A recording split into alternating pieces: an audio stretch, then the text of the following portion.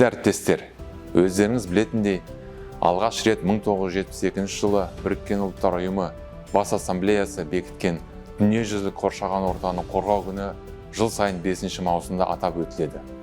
Бұл күні бүкіл әлемнің назары қоршаған ортаны қорғау мәселелеріне аударылып, әлемнің көптеген елдеріне әртүрлі экологиялық акциялар өткізіледі.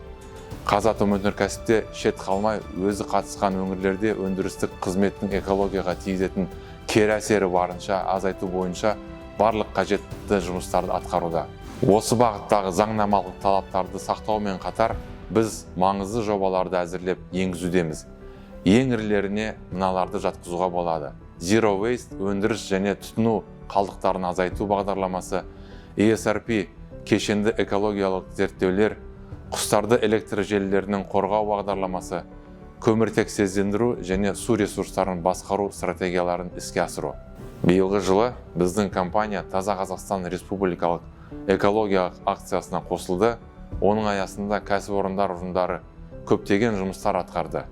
Аумақты тазарту бойынша сенбіліктер, жасыл желектерді отырғызу, экологиялық сабақтар, мектептерде кездесулер және басқа да экологиялық челлендждер. Биылғы дүниежүзілік қоршаған ортаны қорғау күні жерді қалпына келтіру, шөлейттенуге қарсы күрес және құрғақшылыққа төзімділік ұранымен өтетінін жеке атап өту керек.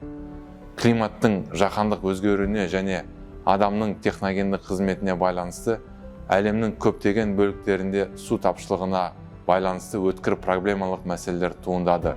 Біздің кәсіпорындар өндірістік қызметтерін негізінен су тапшылығы бар құрғақ өңірлерде жүзеге асырады.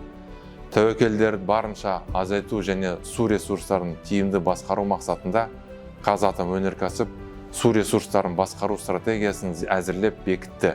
Шөлейттену мен топырақ эрозиясымен күресу үшін біз жақын маңдағы елді мекендердің аумақтарын абаттандыруға белсене қатысамыз.